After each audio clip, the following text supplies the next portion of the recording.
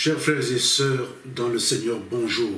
Nous allons continuer ce matin avec notre sujet « Comment être un vainqueur ?» Mais avant toute chose, que la paix de Jésus soit avec chacun de vous, dans vos cœurs, dans vos maisons en ce début de semaine. Et béni soit notre Seigneur de bonté, de miséricorde, lui qui nous accorde encore son souffle de vie. Amen. Pour être champion, pour gagner, être victorieux, c'est un secret de polichinelle. Il y a une seule chose à faire, il faut s'entraîner, il faut se former. C'est pour cela que tous les athlètes dans les différentes disciplines sont dans des clubs de formation, dans des centres d'entraînement, dans des gymnases, etc.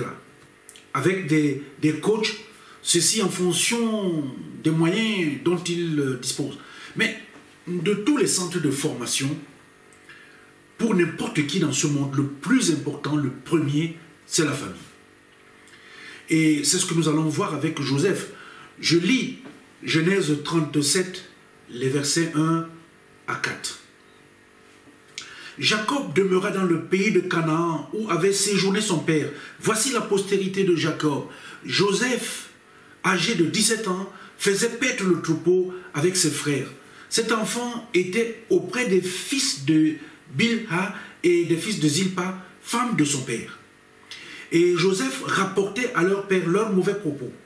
Israël aimait Joseph plus que tous ses autres fils parce qu'il l'avait eu dans sa vieillesse. Et il lui fit une tunique de plusieurs couleurs. Ses frères virent que leur père l'aimait plus qu'eux et ils le prirent en haine. Il ne pouvait lui parler avec amitié. Un père, 4 mères, 11 frères. Voilà la famille de Joseph. Voilà le centre de formation dans lequel Dieu l'a placé pour s'entraîner à être vainqueur. La famille, particulièrement celle de Joseph, est un lieu où il existe un commerce incroyable de sentiments. Moi, je vous invite, bien aimés, à vous imaginer un instant les liens interpersonnels des uns et des autres, les femmes entre elles, chaque enfant accroché à sa mère qui lui parle des autres femmes, les servantes parlant et éduquant leurs enfants sous le regard de leur maîtresse, les mensonges, les colères, les diffamations et les accusations, les moments de conflit et de réconciliation, etc. Et la finale du match des sentiments dans sa famille, dans tout cela, ça a été pour la naissance du club des 11 frères. Un groupe cimenté par la haine qu'ils ont formée contre lui parce qu'il était le préféré de leur père.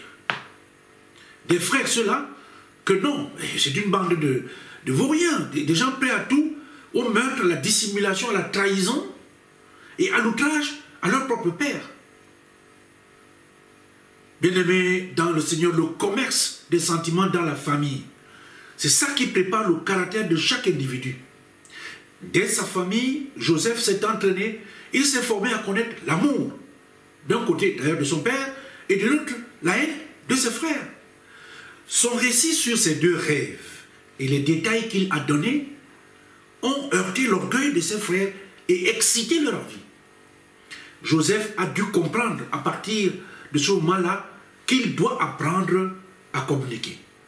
Donc la famille de chacun de nous est donc le premier lieu de formation en amour et en haine, en communication, le lieu de découverte des valeurs positives, des valeurs négatives, le lieu où nous faisons nos choix.